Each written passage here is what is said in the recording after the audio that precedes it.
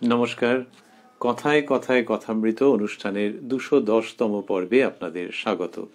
আপনারা এই অনুষ্ঠান দেখছেন প্রাণারাম ইউটিউব চ্যানেলে, যেখানে সপ্তাহে ৬ দিন সোম থেকে শনিবার সম্প্রচারিত হয় কথায় কথায় কথামৃত, আর রবিবার থাকে শ্রীরামকৃষ্ণের একজন পার্ষদের পুণ্য জীবন প্রসঙ্গ।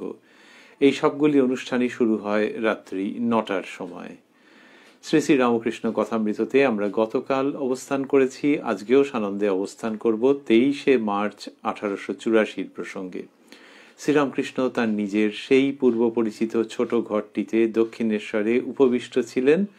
ছিলেন অন্যান্য ভক্তেরা, ছিলেন শ্রীযুক্ত মহিমাচরণ চক্রবর্তী মহাশয়, যার সঙ্গে শ্রীরামকৃষ্ণ কথা বলছিলেন। আমরা গতকাল শুনেছি যে সংসার আশ্রম এবং সন্ন্যাস আশ্রমের একটি চমৎকার সাবলীল তুলনামূলক আলোচনা। সেটি যেখানে শেষ হয়েছে, তার পরের অংশে আজ আমরা প্রবেশ করব শ্রী শ্রী রামকৃষ্ণ কথামৃততে, যার সূচনায় কথামৃতকার শ্রীযুক্ত মহেন্দ্রনাথ গুপ্ত বা শ্রীম বা মাস্টার মহাশয় উদ্ধৃত করছেন, তব কথামৃতং তপ্ত জীবনং কবিভিরি ঋতং কলমশাপহং শ্রবণমঙ্গলং শ্রীমদাততং ভুবি গৃণন্তি ইয়ে ভূরিদা জনাঃ।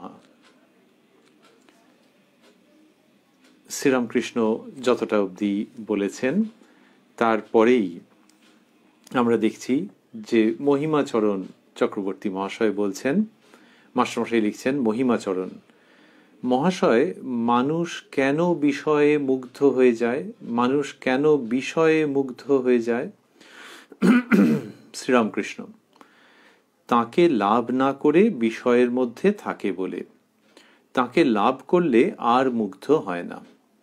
বাদুলে পোকা যদি একবার আলো দেখতে পায়, তাহলে আর তার অন্ধকার ভালো লাগে না। তো এইটি শ্রীরামকৃষ্ণ বলছেন, এখানে তার খুব বিশেষত্ব রয়েছে ভঙ্গিমার মধ্যে, এবং যা বলছেন সেই বক্তব্যের মধ্যে, সেই অমৃত কথার মধ্যে। যে এই যে প্রশ্ন এসছে যে মহাশয় মানুষ কেন বিষয়ে মুগ্ধ হয়ে যায়, শাস্ত্রে বিভিন্ন রকম ভাবে তো উত্তর দেওয়া আছে। অনেক ক্ষেত্রে মায়ার প্রসঙ্গ এসছে। মায়ার দুটি কার্য, আবরণ এবং বিক্ষেপ।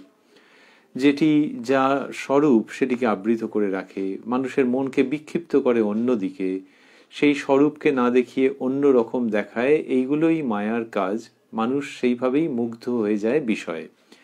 মুগ্ধ হয়ে যায় মানে এমনি বিষয়কে দেখে যদি ভালো লাগে, তাহলে সেইটার সঙ্গে মুগ্ধতার কি পার্থক্য? মুগ্ধ মানে হচ্ছে যে নিতান্ত ভুল বুঝছে, ওর মধ্যে আটকে যাচ্ছে।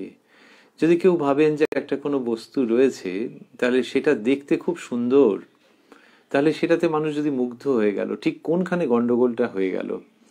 ধরা যাক কেউ একটা বিশেষ রকমের পোশাক তার দেখে খুব ভালো লাগলো, যে ডিজাইনটা খুব ভালো, এটা চাই। কারোর একটা মোবাইল দেখে খুব ভালো লাগলো, যে এই মডেলটা নতুন বেরিয়েছে, এটা চাই। আর সত্যি মডেলটা দেখতেও ভালো এবং ওর কার্যকলাপ দারুণ। তাহলে এইটাকে যদি মুগ্ধতা বলি, তার মানে কি মুগ্ধতা পরিত্যাগ করতে হবে? তার মানে ওই পোশাকটা, সে শাড়ি জামা কাপড় যাই হোক না কেন, বা ওই মোবাইলটা, এগুলো ছুঁড়ে ফেলে দিতে হবে?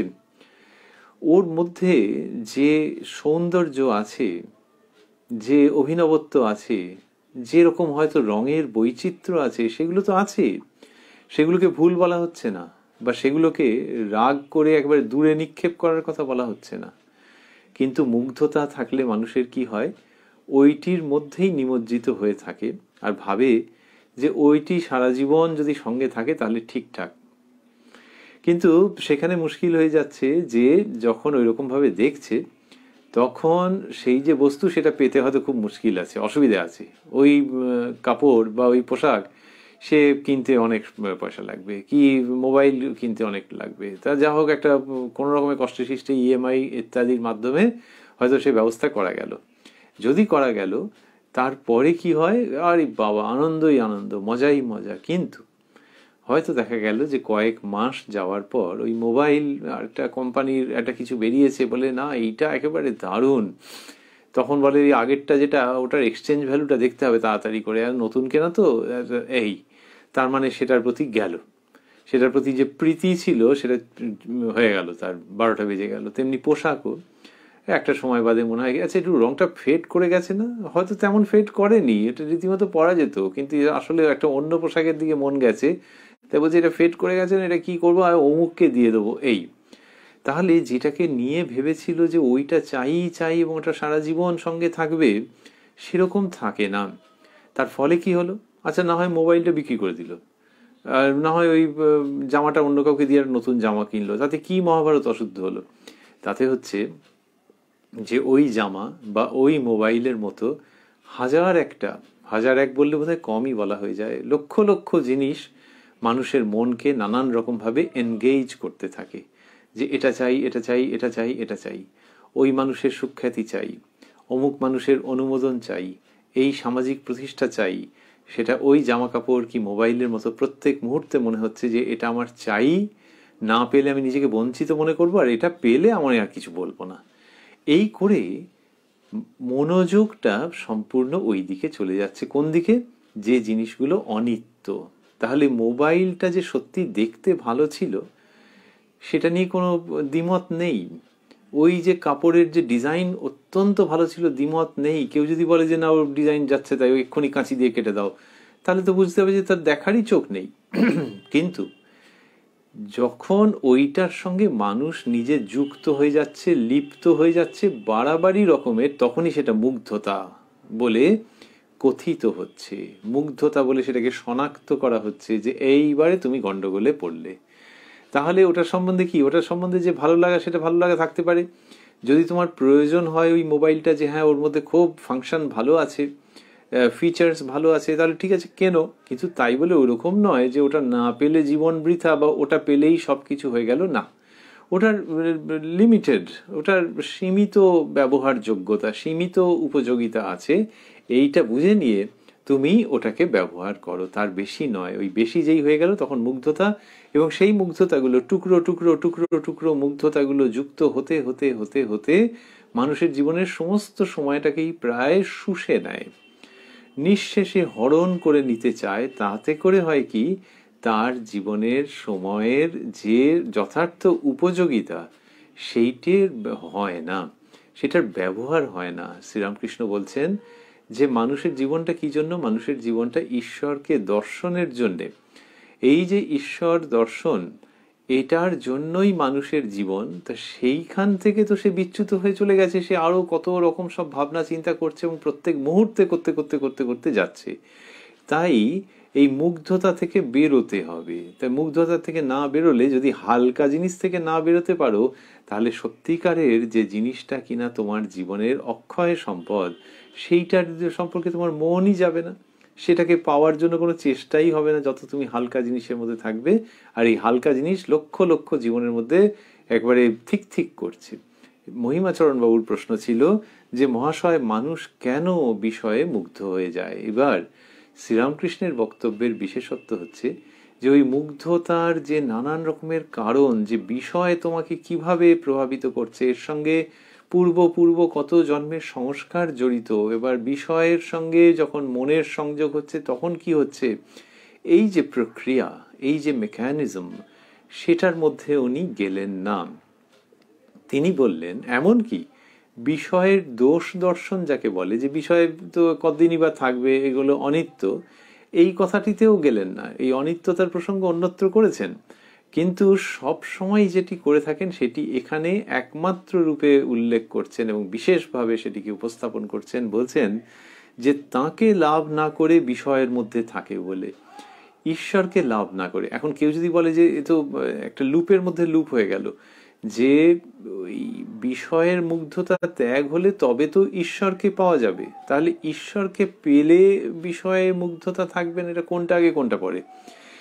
এইখানে শ্রীরামকৃষ্ণ যেটা দেখাচ্ছেন সেটা হচ্ছে যে ঈশ্বরকে পাওয়ার জন্য যে একেবারে পুরো বিষয় মন থেকে ত্যাগ হয়ে যেতে হবে, আগে বিষয় ত্যাগ হয়ে যেতে হবে তারপরে ঈশ্বর, এই জায়গাটাকে উনি ওরকম ভাবে দেখাচ্ছেন না।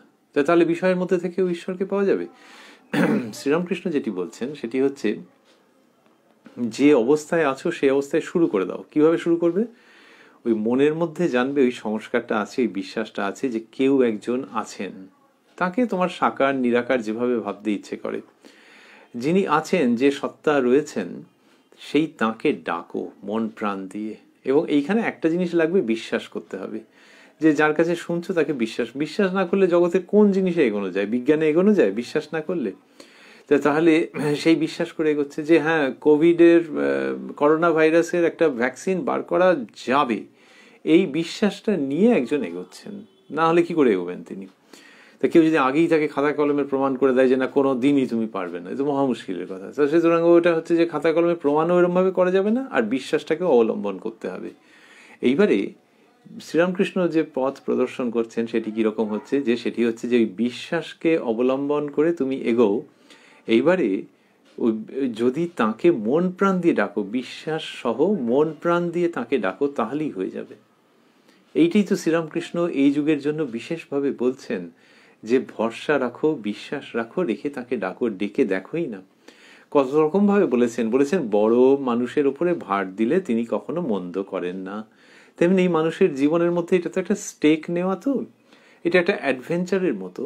এই ঈশ্বর সাধনা অন্য সবকিছু সরিয়ে রাখছে কেন না? ওই সেগুলো অনিত্য বলে একটা বিচার করে নিয়েছে যে না, এগুলো তো থাকে না।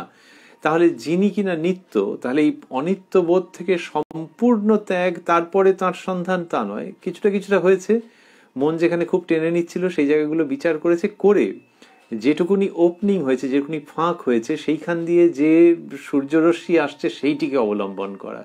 আর সূর্যের দিকে তাকানো যায় না, কিন্তু একে ভাবা যায়, একে অনুসরণ করা যায়, এর উপরে মনন করা যায়। তাহলে ওই একটু যেই ত্যাগ হয়ে গেছে, যেই বিচার করে মনের মধ্যে সেই স্পেসটা তৈরি হয়েছে, সেইটি দিয়ে তাকে ডাকা, তার সঙ্গে যোগসূত্র স্থাপন করা।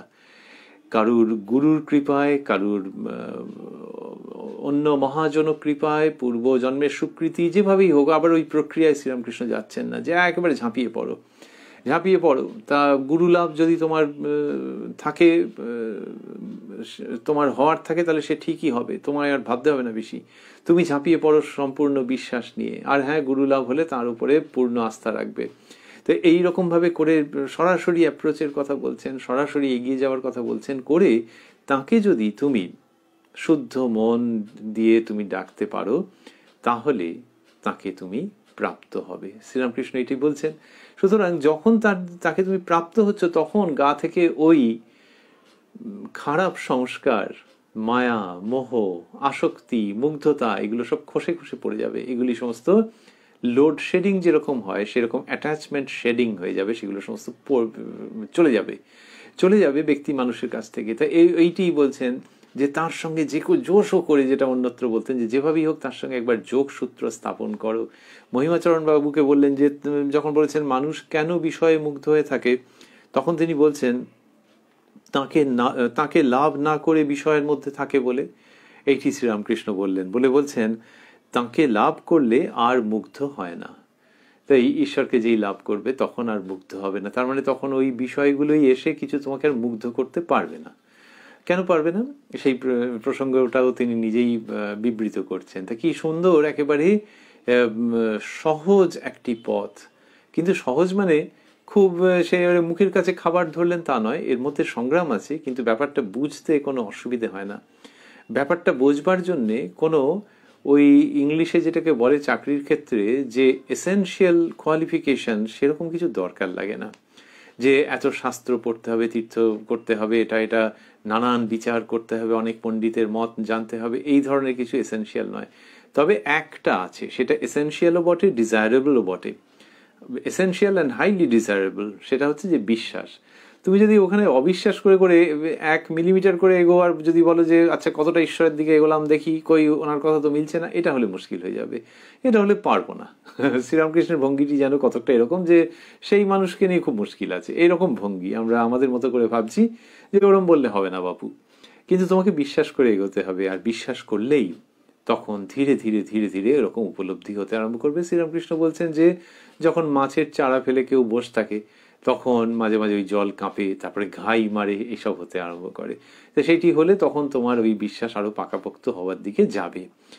সেইটি যখন হবে, যখন তাকে পাবে, তখন মুগ্ধতা আপনিই চলে যাবে। এই যে মুগ্ধতাকে চলে যাওয়ার যে প্রসঙ্গ, সেটা কি সুন্দর করে দেখাচ্ছেন, যে যেটুকুনি ফাঁক তৈরি হয়েছে তোমার ওই একটু প্রাথমিক বিচার ইত্যাদির দ্বারা, তার ফলে সেই সত্য সূর্যের যে আভাসটুকুনি পাচ্ছ সেইটুকু ক্লিং অন টু দ্যাট, সেইটিকে যে করেই হোক অবলম্বন করো, জড়িয়ে ধরে থাকো, সেটাকে ছেড়ো না।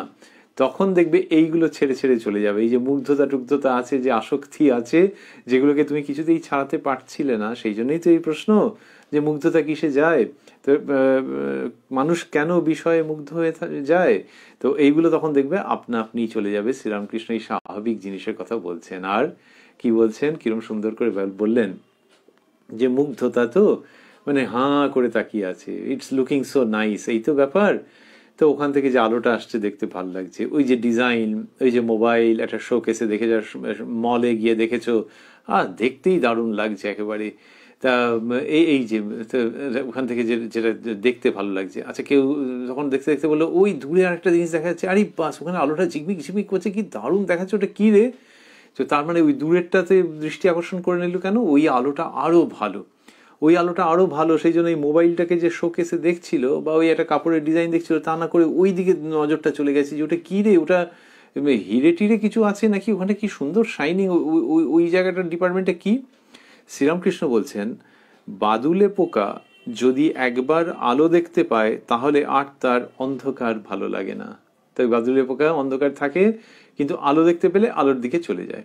এমনিতেও আমরা জানি যে শীতকাল টিতকালে বিশেষ করে হয় যে সন্ধ্যের দিকে গ্রামেতে তো প্রচুর রকম দেখতে পাওয়া যায় যে যেই কোথাও আলো জ্বলছে সেখানে হুড় হুড় করে সব ঢুকলো পোকাগুলো। তার মানে অন্ধকারেই ছিল, তো অন্ধকারে দিব্যি বেঁচে টেঁচে ছিল, তার জীবন চলছিল, কিন্তু আলো দেখতে পেয়ে হুড় হুড় করে ওখানে ঢুকলো। তো যেদিকে আলো দেখতে পাচ্ছে সেদিকে ঢুকছে। আর আমরা স্মরণ করছিলাম যে যেখানে আলো রয়েছে সেখানে আরো ভালো আলো যখন দেখতে পাচ্ছে তখন মনোযোগ ওই দিকে চলে যাচ্ছে। তখন আর এই ডিজাইন কি মোবাইল ভাল লাগছে না, ভাবছে আরে ওটা হিরে না কি আছে, ওই দিকটাতে যেতে হবে, চ চ চ ওই দিকটা গিয়ে দেখি। ওই আলোটা টানছে যে ওই আলোটা আরো ভালো আলো। শ্রীরামকৃষ্ণ সেইটাকেই দেখাচ্ছেন যে তোমার এই জগতের বিষয়ে তোমাকে মুগ্ধ করছে বটে, চোখকে মুগ্ধ করছে, কিন্তু যখন তার সঙ্গে যোগাযোগ হয়ে যাবে তখন অন্তঃকরণ সেটিকে তিনি যেভাবে আকর্ষণ করবেন, তখন আর এই সব জিনিস আর টানবে না। এই শোকেসের মধ্যে মল টল কি সব আছে এইসবে আর টানছে না, তখন ওই তিনি টানছেন। সেই আলো যখন দেখতে পাচ্ছ তার তুলনায় এইটা অন্ধকার মনে হবে। বললেন বাদুলে পোকা যদি একবার আলো দেখতে পায় তাহলে আর তার অন্ধকার ভালো লাগে না। কি সুন্দর করে এসব বলছেন।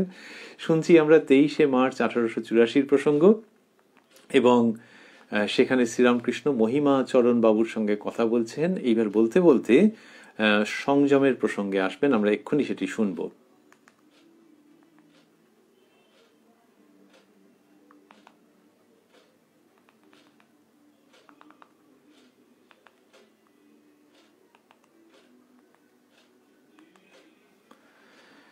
শ্রীরামকৃষ্ণ বলছেন তাকে পেতে গেলে বীর্য ধারণ করতে হয়।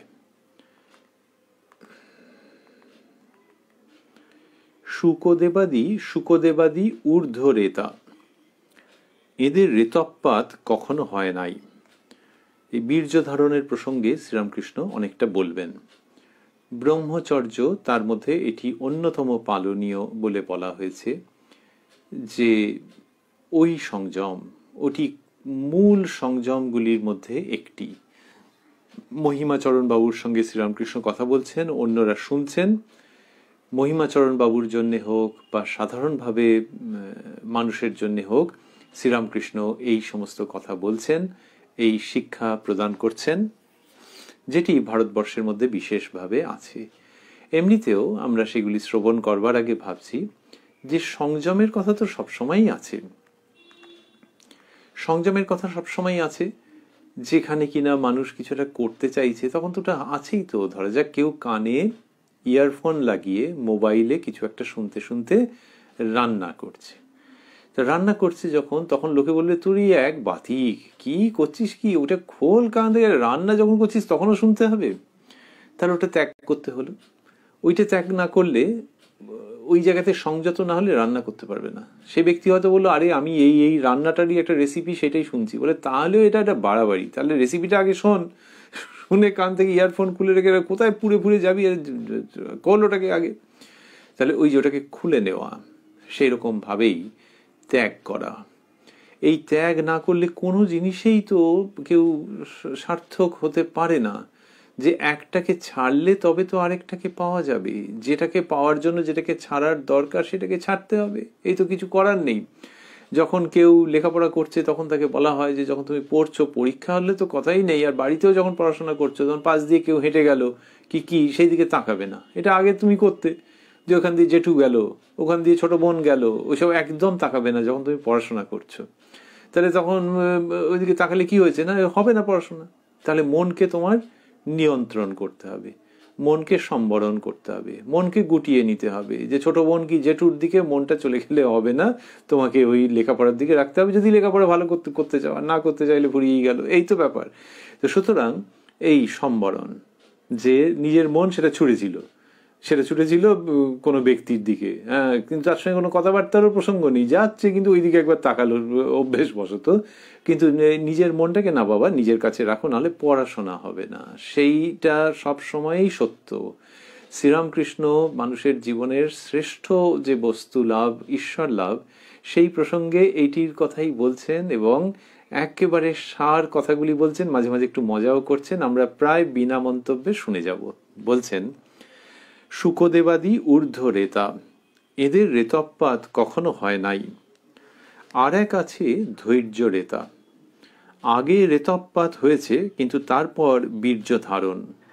12 বছর ধৈর্য রেতা হলে বিশেষ শক্তি জন্মায়, ভিতরে একটি নূতন নারী হয়, তার নাম মেধা নারী। সে নারী হলে সব স্মরণ থাকে, সব জানতে পারে। বীর্যপাতে বলক্ষয় হয়, স্বপ্নদোষে যা বেরিয়ে যায় তাতে দোষ নাই, ও ভাতের গুণে হয়। ও সব বেরিয়ে গিয়েও যা থাকে তাতেই কাজ হয়, তবু স্ত্রী সঙ্গ করা উচিত নয়। শেষে যা থাকে তা খুব রিফাইন হয়ে থাকে। লাহাদের ওখানে গুড়ের নাগরি সব রেখেছিল, নাগরির নিচে একটি একটি ফুটো করে, তারপর নাগরির নিচে একটি একটি ফুটো করে, তারপর 1 বৎসর পরে দেখলে সব দানা বেঁধে রয়েছে মিছরির মতো, রস যা বেরিয়ে যাবার ফুটো দিয়ে তা বেরিয়ে গেছে। স্ত্রীলোক একেবারে ত্যাগ সন্ন্যাসীর পক্ষে। তোমাদের হয়ে গেছে তাতে দোষ নাই, তোমাদের হয়ে গেছে তাহলে সংসার করেছো, তাতে দোষ নাই, এটি বলছেন। কতটা মরমী ভঙ্গি থাকলে, কতটা আপনজন হলে এটি বলা যায়। লোকে বলে আত্মীয়, আর শ্রীরামকৃষ্ণ আত্মার আত্মীয়। তিনি নিজে সংসার তো করেননি, বিবাহ করেছেন কিন্তু সংসার করেছেন বলা যাবে? তিনি ত্যাগের উপদেশ দিয়েছেন। শ্রীমা বলছেন যে বাবা, এই যুগে তাঁর ত্যাগই হলো আসল। এই যিনি ত্যাগীশ্বর স্বামী বিবেকানন্দ, যার মতো ত্যাগী, উরে বাবা রে বাবা, তিনি শ্রীরামকৃষ্ণকে বলছেন ত্যাগীশ্বর। তাহলে তাঁর আবার সংসারী লোকেদের সঙ্গে অন্যদিকে মুখ করে না, তিনি অন্যদিকে মুখ করে তাকিয়ে থাকেননি, অন্যদিকে মুখ করে রাখবেন বলে অবতীর্ণ হননি। সেই তিনি বললেন তোমাদের হয়ে গেছে তাতে দোষ নাই। এইটা একজন ত্যাগীশ্বর বলছেন। এর প্রত্যেকটি, এই বাক্যটি যেন অনেকগুলি বর্ণ দিয়ে তৈরি তা নয়, এই বাক্যটি ভালোবাসা দিয়ে নির্মিত। সেইখানে তিনি বলছেন, এই যে বলেন দোষ নাই, দোষ নাই মানে তোমরা করে ফেলেছো, এই অনেক জন্মের সংস্কার সেখান থেকে করেছো, বা যখন করেছো বিয়ে করেছো তখন অগ্রপশ্চাৎ কিছু ভাবনি, তো এটা কি খুব আনকমন না গো? তাই তোমাদের কোনো লজ্জা পাওয়ার কিছু নেই। এই ভঙ্গিতে বলছেন শ্রীরামকৃষ্ণ। অন্যত্র বলেছেন যে 1-2 সন্তানের পর ভাই বোনের মতো থাকবে। এটাও সামাজিক দিক থেকে এবং অন্যান্য দিক থেকে কত গভীরভাবে ভাববার আছে, যে একটা লিবার্টি দিয়ে, একটা স্বাভাবিকতাকে বজায় রেখে তারপরে জীবনকে ঊর্ধ্বমুখী করে দিচ্ছেন। এ তো একটা অন্য রকমের বাচনভঙ্গি, অন্য রকমের উষ্ণ মানসিকতা। সেই তিনি এইসব কথা বললেন। কিন্তু ওই সংসারী মানুষ, সেও যে ভগবান লাভের দিকে যাবে, সেই জায়গাটা কিভাবে তিনি উন্মোচন করেছেন। আর তার আগে বললেন যে স্ত্রীলোক একেবারে ত্যাগ সন্ন্যাসীর পক্ষে। ওই যে এতক্ষণ ধরে সংযমের কথা বলছিলেন, সেইটিরই সুর ধরে সেটির রেশ আমরা পাচ্ছি, যেখানে বলছেন স্ত্রীলোক একেবারে ত্যাগ সন্ন্যাসীর পক্ষে। তাহলে ওই আদর্শ সন্ন্যাসীর পক্ষে কেন? তাহলে গৃহী মানুষকে তো কিছুটা লাইসেন্স, কিছুটা লিবার্টি দেওয়া আছে। সন্ন্যাসীর পক্ষে মানে তিনি তো ওই আশ্রম, একটি আশ্রম ছেড়ে এই আশ্রমে এসেছেন, তাহলে এই আশ্রমের নিয়ম আছে, সেই নিয়মটা তাকে পালন করতে হবে। এক। দুই হচ্ছে শ্রীরামকৃষ্ণ বলছেন যে সন্ন্যাসীর অন্তরে ত্যাগ বাইরে ত্যাগ দেখলে তবে তো লোকে শিখবে। অর্থাৎ তার অন্তরে ত্যাগ হয়ে গেছে, কিন্তু বাইরে ত্যাগটাও দরকার, কারণ লোকে তো সন্ন্যাসীর কাছ থেকেই এটা শিখবে। তো এই জন্য সন্ন্যাসীর ক্ষেত্রে একটা আপোষহীন জায়গা। গৃহস্থের ক্ষেত্রে কি তাহলে খুব আপোষ আছে নাকি? তা নয়, শ্রীরামকৃষ্ণ এই নতুন নিয়ম যেন করে দিচ্ছেন যে 2-3টি সন্তানের পর, 1-2টি সন্তানের পর ভাই বোনের মতো থাকবে, এটাই এখানকার নিয়ম। আর সন্ন্যাসীর ক্ষেত্রে হচ্ছে যে আপোষহীন জায়গা, যে সে কিছুতেই ওইটি ওখান থেকে চ্যুত হবে না। এইটা শ্রীরামকৃষ্ণ দেখাচ্ছেন একেবারে সুন্দর করে। আর সন্ন্যাসীর ক্ষেত্রে যে ওই যে তিনি বলেছেন অন্যত্র যে ভিতরে বাহিরে ত্যাগ, বাহিরে ত্যাগ লোকশিক্ষার জন্য, এক্ষুনি আমরা শুনবো যে বাহিরে ত্যাগ যেটা, সেটা সন্ন্যাসী নিজের জন্যেও দরকার আছে, এই জায়গাটা পর্যন্ত তিনি টেনে আনছেন এবং খুব যুক্তিযুক্তভাবে বলছেন। সন্ন্যাসী স্ত্রীলোকের চিত্রপট পর্যন্ত দেখবে না, সাধারণ লোকে তা পারে না। সারে গামা পাধা নিতে অনেকক্ষণ থাকা যায় না, তাহলে সাধারণ লোক ওই অতটা পর্যন্ত পারবে না, কিন্তু সন্ন্যাসী ওইখানে, সন্ন্যাসী স্ত্রীলোকের চিত্রপট পর্যন্ত দেখবে না। তাহলে সারে গামা পাধা ফ্রিকোয়েন্সি বা কম্পাঙ্ক আস্তে আস্তে আস্তে আস্তে উঠে যাচ্ছে। এই যে সারে গামা পাধা কম্পাঙ্ক উঠে গেল, তো সেরকম হচ্ছে মানসিক শুদ্ধতা, মানসিক অর্জন যখন ঊর্ধ্বমুখী হচ্ছে এবং গিয়ে একেবারে ওপরে, সেইখানে সন্ন্যাসী অবস্থান করবেন, ওখান থেকে নাবার কোনো প্রশ্ন নেই। তো কিন্তু সাধারণ লোকে তা পারে না।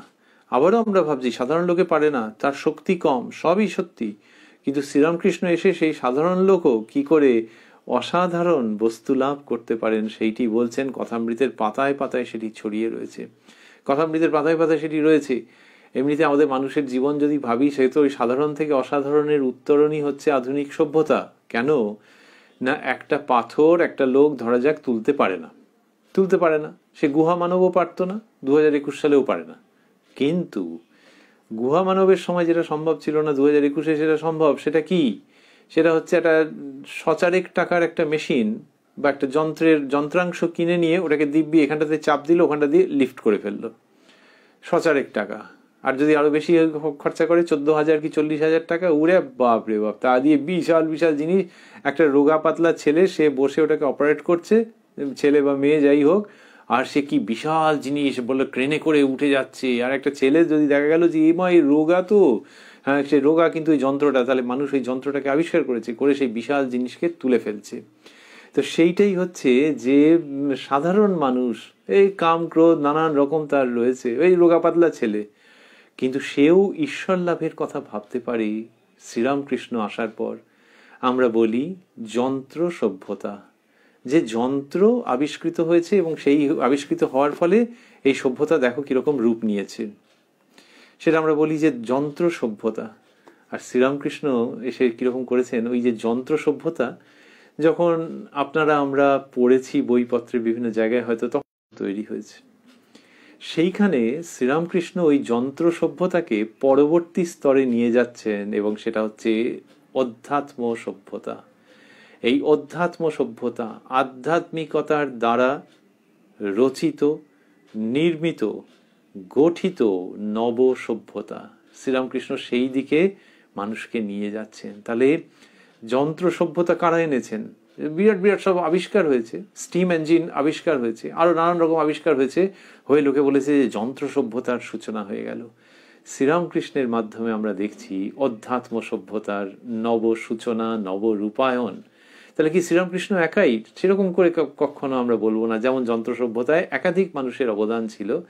তো শ্রীরামকৃষ্ণের ক্ষেত্রে আমরা যখন পড়ছি, তখন আমরা ভাবছি, যখন আমরা অনুধ্যান করছি, তখন হচ্ছে যে এর মধ্যে দিয়ে বিরাট একটা গতি আসছে অধ্যাত্ম সভ্যতা গড়ে উঠবার ক্ষেত্রে। এবং সেইখানেই সভ্যতা যখন গড়ে উঠছে, যন্ত্র সভ্যতা যখন গড়ে উঠছে, তখন তো এরকম নয় যে কয়েকজন ইঞ্জিনিয়ার মাত্র সেটা ফল ভোগ করবেন, একেবারে সাধারণ মানুষ পর্যন্ত ব্যাপারটা পৌঁছবে, যন্ত্রের যে সুফল সেটা পৌঁছবে। তবে না হলো যার কিছু লেখাপড়া নেই সেই লোকও দিব্যি ট্রেনে উঠে গটগটিয়ে চলে গেল বহু দূরত্ব। এইবারে তো হচ্ছে যন্ত্র সভ্যতা, যে যেটা পেলাম সেটা দিয়ে সাধারণ মানুষেরও উপকার হলো, যার অত লেখাপড়া নেই, কিছু নেই।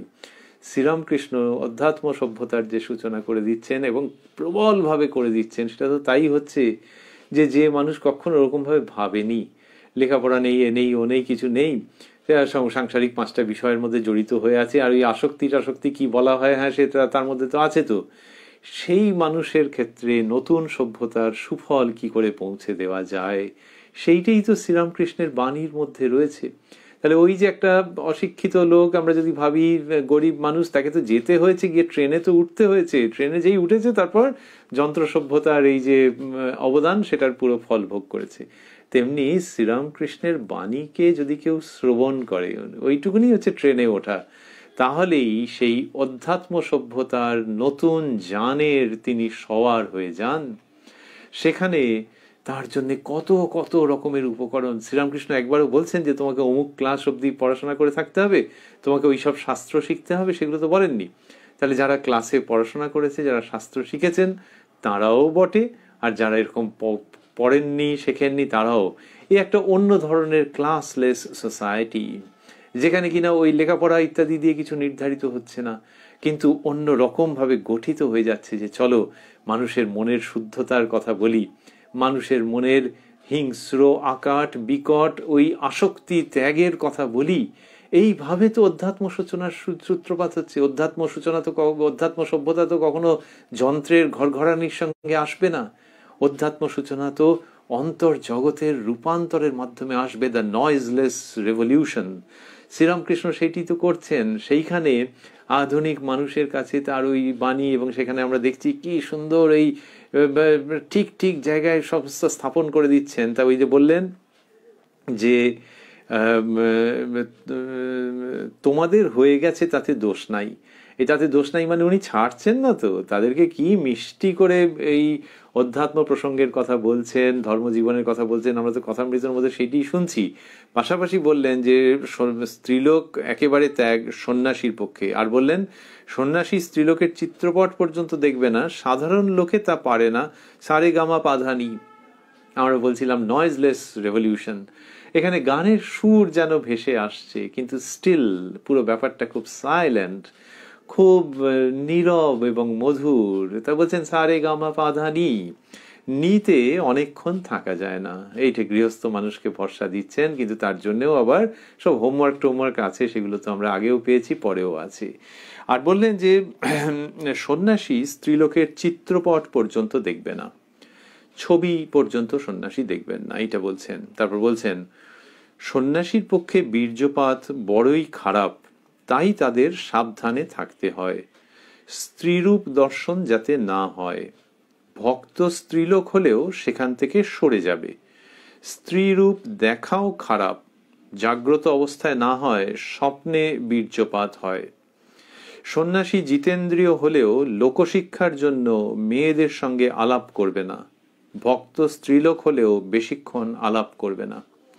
এই আনকম্প্রোমাইজিং লেসন শ্রীরামকৃষ্ণ রাখছেন সন্ন্যাসীর জন্যে। যে কোনো ওইখানে নানান রকমের এটাও হয় ওটাও হয় ওই রকম প্রসঙ্গ নেই, তিনি করছেন না। তিনি বলছেন যে সন্ন্যাসীকে খুব সাবধান থাকতে হয়। এই যে আমরা একটু আগে উল্লেখ করছিলাম যে শুধু যে লোকশিক্ষার জন্য তা নয়, নিজের জন্যেও। কারণ যিনি সন্ন্যাসী হয়েছেন তিনি যে বস্তু লাভ করেছেন তা তো নয়, এ তো কোনোদিনই বলা হয়নি। সন্ন্যাসীর মধ্যে নানান রকম তো আছেন, যিনি কিনা ওই পথে অগ্রসর হচ্ছেন, আর যিনি প্রাপ্ত হয়েছেন, তা প্রাপ্ত হয়েছেন সেটা সবসময় সেই সংখ্যাটা খুব কম।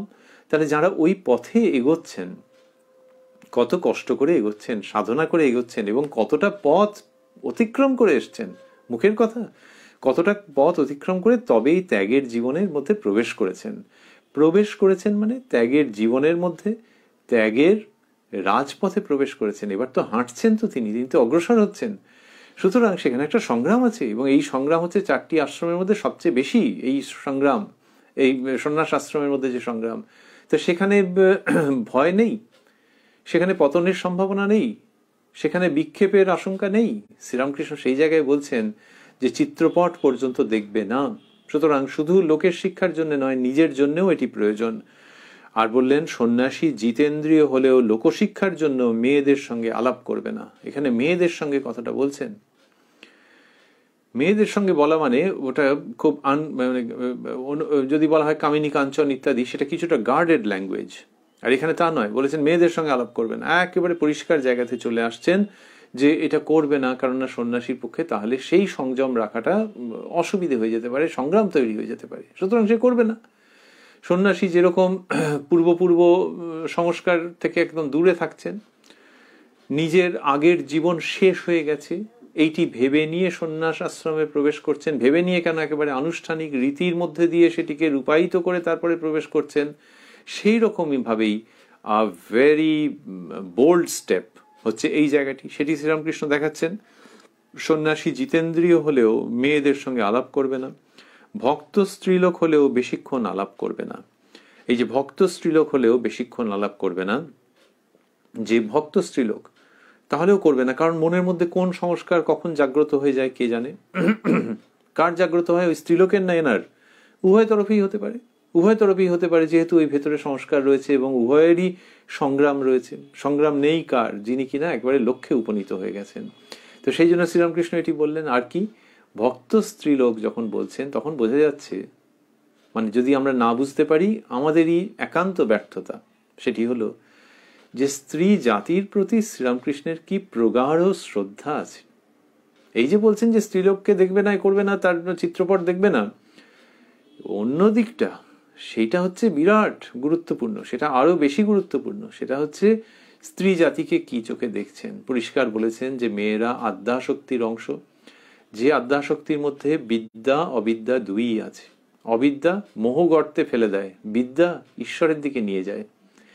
তো সেই স্ত্রী জাতির মধ্যে, কই পুরুষের মধ্যে তো এরকম বলেননি।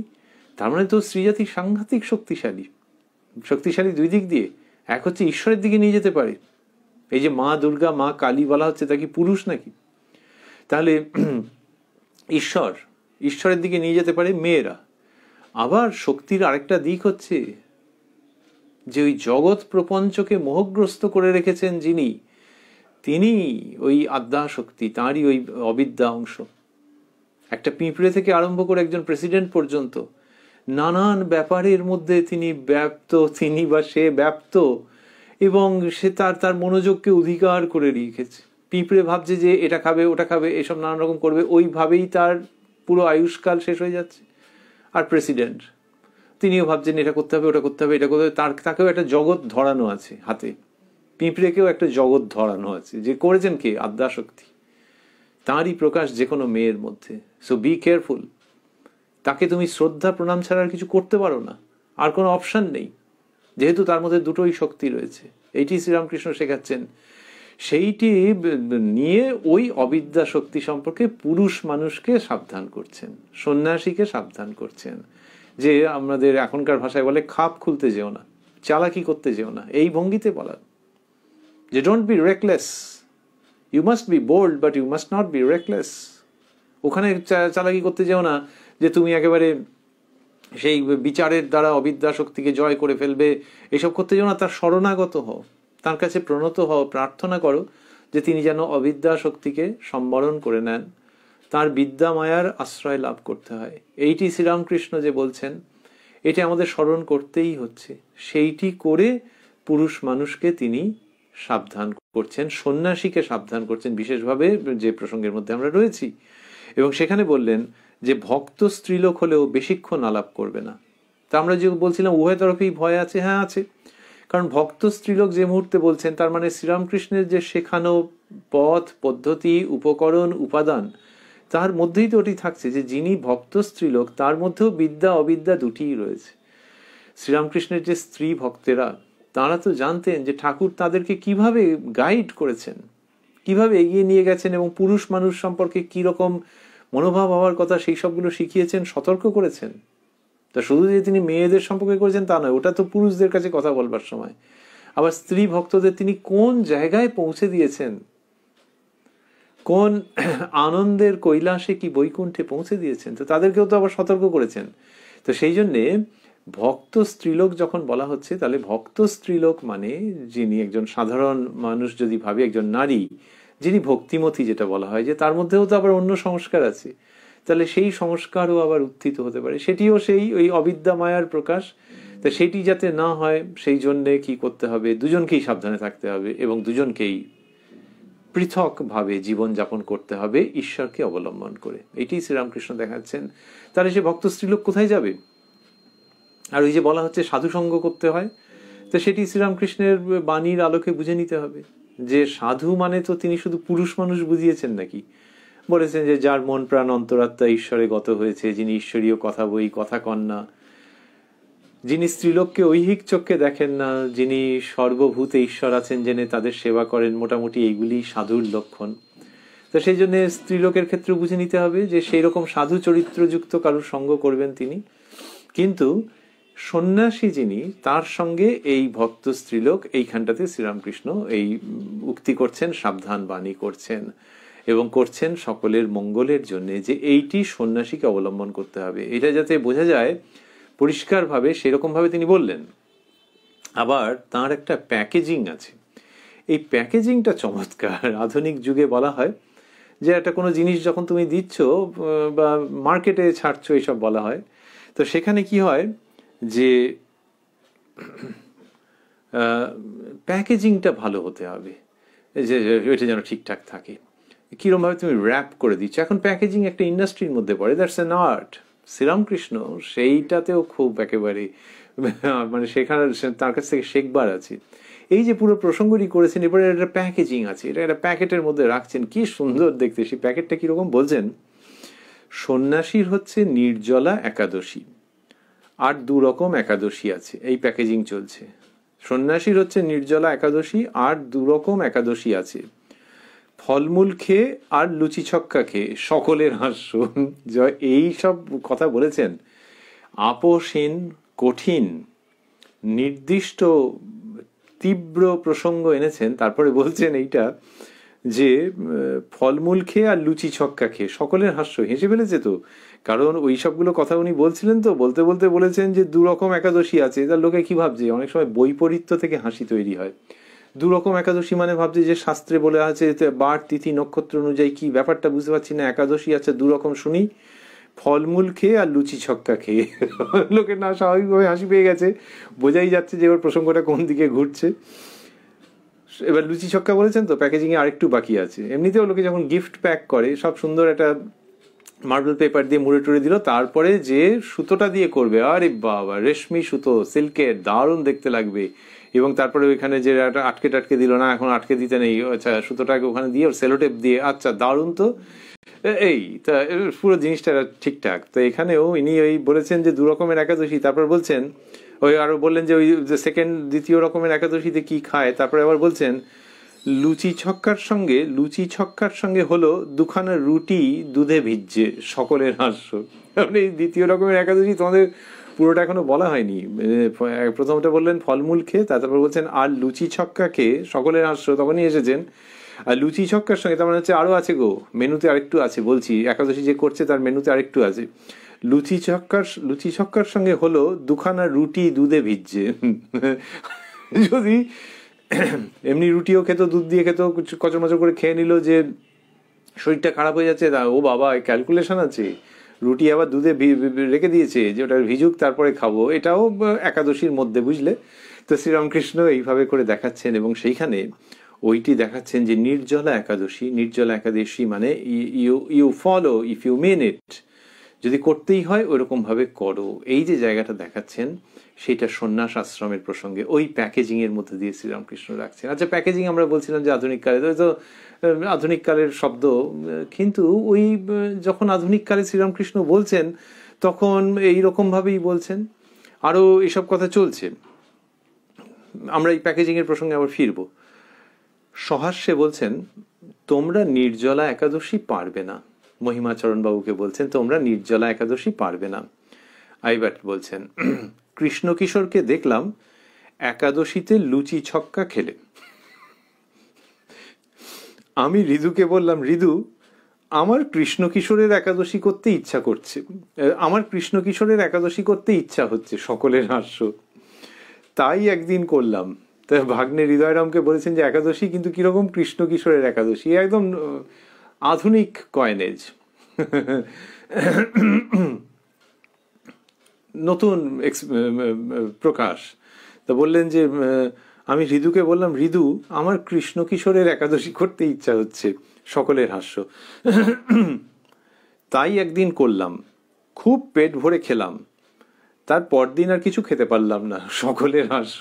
তার মানে এবার বুঝে নিতে হবে যে তাহলে কোথায় ছিলেন, কি করেছেন, পরের দিন যা অবস্থা। এইরকম ভাবে বলছেন যে ওইটা হলে যা হাস্যকর ব্যাপার হয়, একে তো রুটি দুধে ভিজছে, তারপরে কৃষ্ণ কিশোর একাদশী, এই সমস্ত। আর এর মধ্যে ইঙ্গিত রয়েছে, খুব সূক্ষ্ম ইঙ্গিত রয়েছে যে আমি ওটা করতে গিয়েছিলাম। হৃদুকে বললাম কৃষ্ণ কিশোরের একাদশী, তার মানে হচ্ছে যে ওরকম মজা করে বলা আর কি। উনি কি আর একাদশী ওই করবার জন্য ওইরকম একটু আপোষযুক্ত একাদশী করবেন? কিন্তু যাই হোক, ওর তো দেখলাম মেনুটা ভালোই। আচ্ছা, ওই কৃষ্ণ কিশোরের একাদশী মেনুটা কর দেখি একবার। এরকম ভঙ্গিতে করেছেন যে একাদশী হচ্ছে, ওটাও হচ্ছে। তাই একদিন করলাম, খুব পেট ভরে খেলাম, তার পরদিন আর কিছু খেতে পারলাম না। তো ইঙ্গিত বুঝে সকলে হেসে ফেলেছেন। সূক্ষ্ম ইঙ্গিত হচ্ছে এর মধ্যে, মানে ওইটা বুঝেছেন সবাই যে কি পরদিন খেতে পারলেন না মানে কি অবস্থা শরীরের। সূক্ষ্ম ইঙ্গিত থেকে যাচ্ছে যে যিনি ত্যাগী তার সঙ্গে এটা যায় না, এটা হয় না, তাহলে বদ হজম হবে। তা ওর জীবনে ওটা মজা করে সবটাই বলা, যে ওই আসলে খেলাম খুব, এইভাবে করে মজা করে বলা। কিন্তু ইঙ্গিতটা is not to be missed, আমরা যেন ভুল না করি। সেটি হচ্ছে যে যিনি ত্যাগী তার সঙ্গে ওই ভোগ যায় না বন্ধু। সেটা শ্রীরামকৃষ্ণ দেখাচ্ছেন। এই যে প্যাকেজিং যে করছেন, আমরা বলছিলাম যে পুরো প্রসঙ্গটাকে কি সুন্দরভাবে মুড়ে দিচ্ছেন একটা, যে এবারে দেখতে ঝকঝকে হয়ে যাচ্ছে। স্বামী বিবেকানন্দের কথা মনে পড়ে, যিনি শ্রীরামকৃষ্ণ সম্পর্কে বলেছেন যে তিনি যে অবতার এ তো কম কথা, he is the latest and the most perfect. এই যে মোস্ট পারফেক্ট কথাটা আসছে কেন? যে চরিত্রের মধ্যে কোনো অন্যরকম কিছু পাবে না। আর হচ্ছে এই যে perfect, he is the latest and the most perfect, এইসব বলা মানে হচ্ছে মডার্ন, আমরা যেটাকে অনেক সময় বলে থাকি।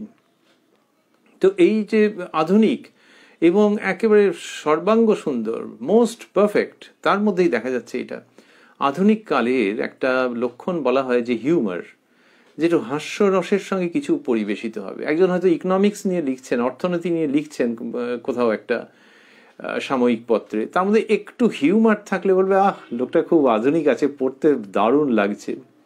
কোন একজন বিজ্ঞানের একটা তত্ত্ব মানুষের সামনে বোঝাচ্ছেন, এক যদি রিসার্চ পেপার করেন আলাদা কথা, কিন্তু যখন মানুষের কাছে বোঝাচ্ছেন, কোনো পপুলার সায়েন্স ম্যাগাজিনে লিখছেন, তখন যদি ওর মধ্যে একটু হাস্যরস থাকলো, কেউ গম্ভীর হয়ে পড়ছিলেন, একটা জায়গায় পড়ে একটু ঠোঁটের কোন একটা চিলতে হাসি ফুটে উঠলো, লোকে বলবে এই দেখছো, ইনি লিখতে জানেন। আধুনিক কালের তো বিজ্ঞানেরটা লিখছেন, একদম যথাযথ লিখছেন, ফ্ললেস, আর তার সঙ্গে কিরকম সুন্দর একটা হিউমার করে দিয়েছেন। এনার বক্তৃতা কবে আছে, কোথায় আছে গো, বা ইউটিউবে কিছু আছে কিনা দেখো তো, একবার শুনবো।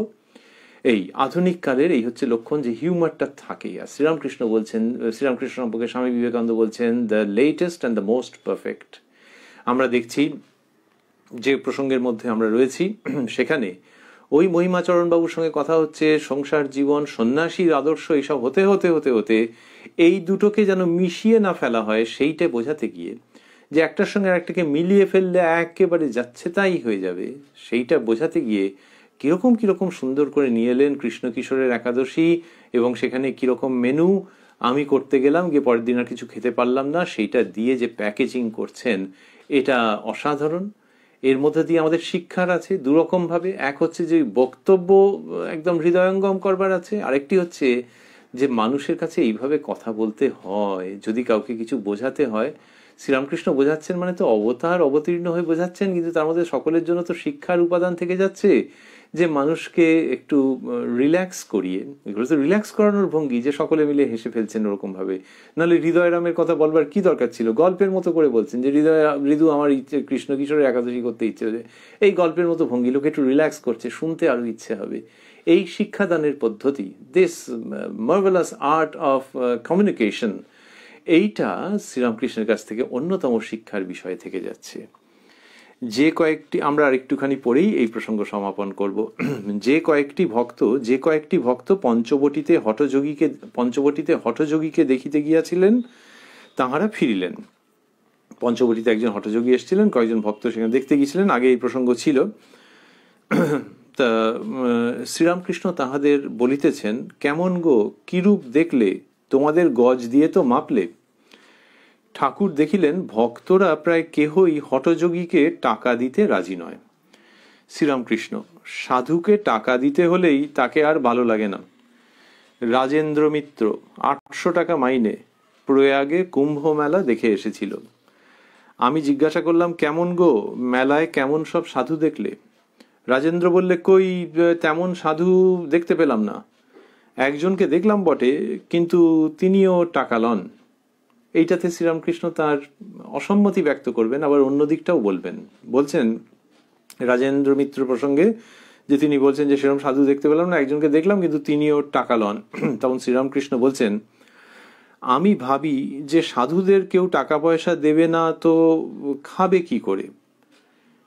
তো এটি তিনি বলছেন, তার জন্য সাধুকে দিতে হয়, কিন্তু তাই বলে কখনো বাড়াবাড়ি করতে বলেননি, যে নিজেকে ওই দানের একটা মহিমা দেখাতে নেই, আর এর দ্বারা সাধুর অভ্যাস নষ্ট করতে নেই। তার যেটুকুনি ন্যূনতম দরকার সেটার বন্দোবস্ত করতে হয়, সেখানে কখনো কৃপণ হতে নেই। এটি শ্রীরামকৃষ্ণের বাণী। তারপর বলছেন, এখানে পেলা দিতে হয় না, তাই সকলে আসে। মানে এখানে আমার কাছে কিছু দিতে হয় না। এই দিতে হয় না যে বলছেন, পেলা দিতে হয় না, এটাতে অনেক সময় মনে হতে পারে যে আচ্ছা ফ্রিতে যাচ্ছে, পাওয়া হচ্ছে বলে লোকে যাচ্ছে বুঝি। তো শ্রীরামকৃষ্ণটা মজা করে বলছেন, অন্য দিকটাও কি সুন্দর, যে যদি কেউ পেলা দেওয়ার চেষ্টা করে তাহলে শ্রীরামকৃষ্ণদের তাড়া করবেন একেবারে, যে ওই তার একটা গামছা কি একটা ধুতি দরকার হয়েছে একখানা, সেখানে কেউ যাকে বলেছেন যে একটা দিও, কত ভালোবেসে বলেছেন, তিনি ভেবেছেন আচ্ছা দুটো দিই, কতই বা দাম থাকবে। আর শ্রীরামকৃষ্ণ কিছুতেই না, বিরক্ত হয়েছেন, মানে পারলে দুটোই রিফিউজ করে দেন। তখন প্রায় সকলে আসে। আমি ভাবি, আহা, ওরা টাকা বড় ভালোবাসে, তাই নিয়েই থাকুক। এইখানে প্রসঙ্গটা আবার অন্যদিকে চলে এলো।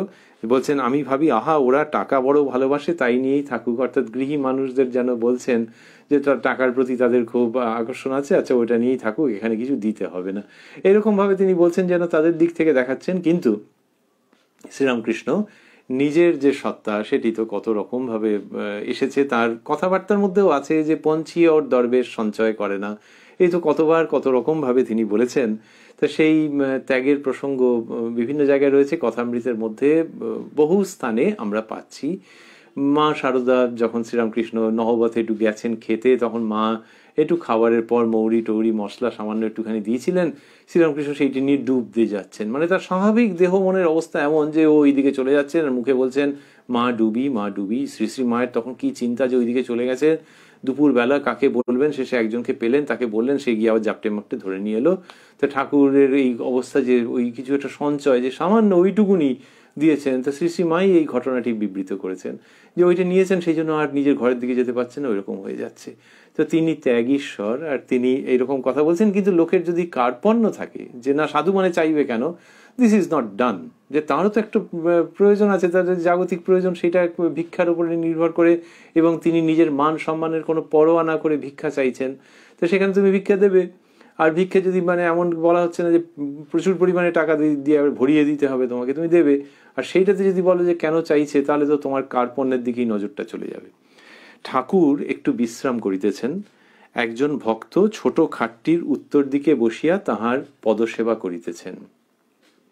এই ভক্তটি মনে হয় মাস্টারমশাই।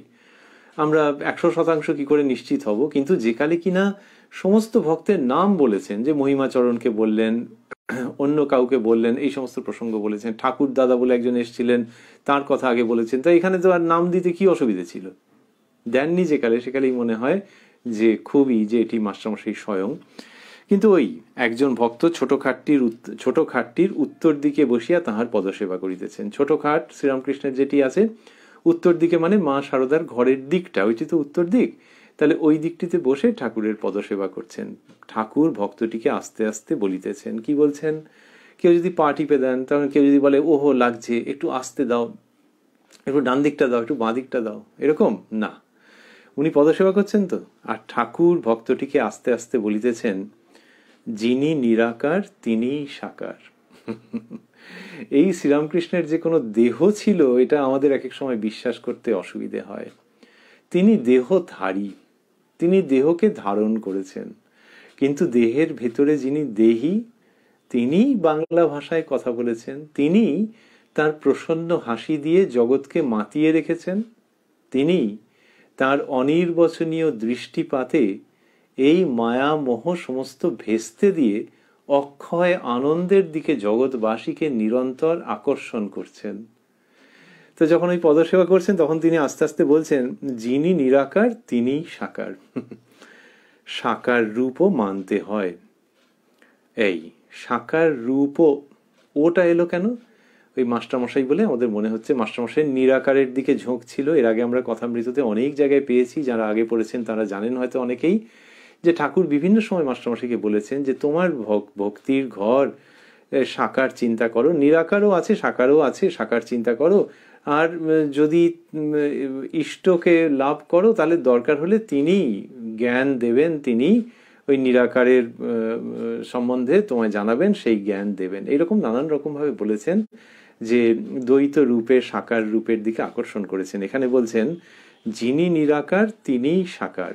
এটি শ্রীরামকৃষ্ণ অন্যত্রও বলেছেন যে নিরাকার সাকার তফাৎ করো না, তোমার যদি নিরাকারের দিকে মন থাকে তাহলে জানবে যিনি নিরাকার তিনিই সাকার। তাহলে তো হয়েই গেল, তাহলে আবার সাকার রূপের কেন? ওইটি অনেকবার বলেছেন তো শ্রীরামকৃষ্ণ তার জীবনের অন্যতম বাণী, যে এই সাকার রূপ এর উপাসনা করা কলিকালের পক্ষে সহজ, নিরাকারের উপাসনার মতো দেহ মনের গঠন এখন নয়। তা বলছেন সাকার রূপও মানতে হয়। কালী রূপ চিন্তা করতে করতে সাধক কালী রূপেই দর্শন পায়। তারপরে দেখতে পায় যে সেই রূপ অখণ্ডে লীন হয়ে গেল। যিনি অখণ্ড সচ্চিদানন্দ তিনিই কালী। এই শব্দগুলিকে মাস্টারমশাই স্থূলাক করে দিয়েছেন। যিনি অখণ্ড সচ্চিদানন্দ তিনিই কালী। এইখান পর্যন্ত আমরা পড়ব। আমরা রয়েছি উদ্বোধন কার্যালয়ের প্রকাশিত শ্রী শ্রী রামকৃষ্ণ কথামৃতের 411 পৃষ্ঠায়। আমরা রয়েছি 23 মার্চ 1884 অনুপম প্রসঙ্গে। শ্রীরামকৃষ্ণ বললেন যে তারপর দেখতে পায় যে সেই রূপ অখণ্ডে লীন হয়ে গেল। এই মাস্টারমশাইকেই সম্ভবত, কিন্তু যাকেই হোক না কেন, কি সুন্দর বাণী, অমীয় বাণী, অনাবিল আনন্দ আনয়নকারী বাণী। যিনি অখণ্ড সচ্চিদানন্দ তিনিই কালী। শ্রীরামকৃষ্ণ গানের উল্লেখ করতেন, আমি কালী ব্রহ্ম জেনে মর্ম ধর্মাধর্ম সব ছেড়েছি।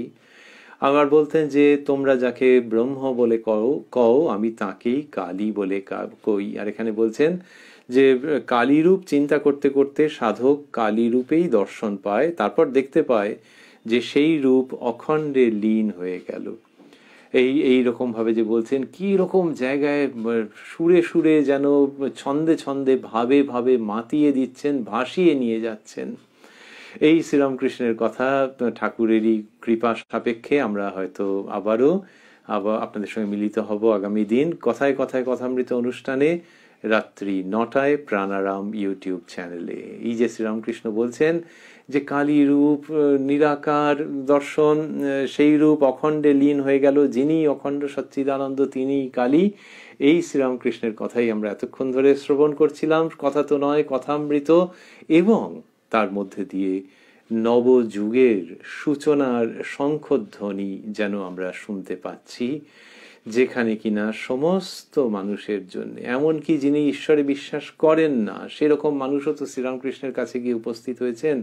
ঠাকুর শ্রীরামকৃষ্ণ তাকে কি সুন্দর সুন্দর করে বুঝিয়ে বলেছেন। কখনো বলেননি যে ঈশ্বরে বিশ্বাস না করলে এখানে আর কোনোদিন এসো না, কিন্তু কিরকম ভাবে বলেছেন সে আজকের প্রসঙ্গের মধ্যে তারা আমরা সবিস্তারে যাব না, কিন্তু আমরা বুঝতে পারি যে যিনি কিনা কিচ্ছু মানেন না তার কাছেও এমনভাবে উপস্থাপন করেছেন যে সরিয়ে রাখা মুশকিল, দূরে রাখা যায় না, দূরে রাখা যায় না, ওইসব কথাকে দূরে রাখা যায় না এই সর্বগ্রাসী প্রেমিক শ্রীরামকৃষ্ণকে।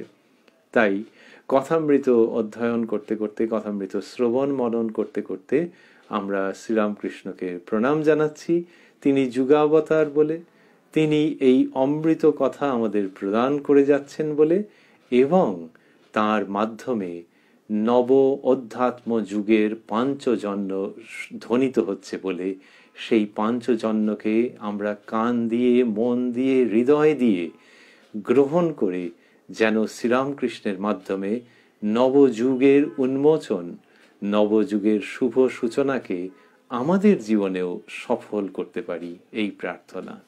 ওং নিরঞ্জনং নিত্যমনন্ত রূপং ভক্তানুকম্পাধৃত বিগ্রহং বৈ ঈশাবতারং পরমেশমিড্যং তং রামকৃষ্ণং শিরসা নমামঃ।